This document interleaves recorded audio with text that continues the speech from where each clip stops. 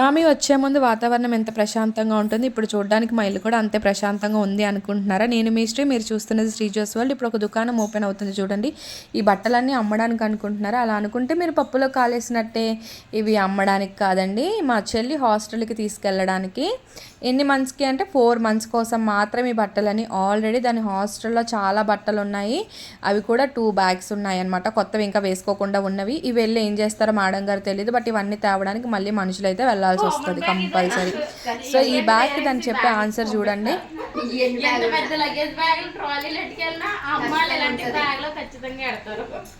So answer ఇది. ఈ ఆన్సర్తో మీరు రిలేటెడ్ అయితే కమెంట్ చేయండి.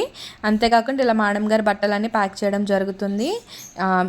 ఇంకా మేడం గారు చాలా ప్యాక్ చేసుకున్నారు, అవి మీకు ఫర్దర్ వీడియోస్లో చూపిస్తాను నేను. అంతేకాకుండా ఈ చిన్న మేడం గారికి కూడా ప్యాకింగ్ జరిగింది, అది కూడా మీకు చూపిస్తాను. మీరు ఈ వీడియో రిలేటెడ్ అయితే మీ సిస్టర్స్కి ఈ వీడియో షేర్ చేయండి. Thanks for watching.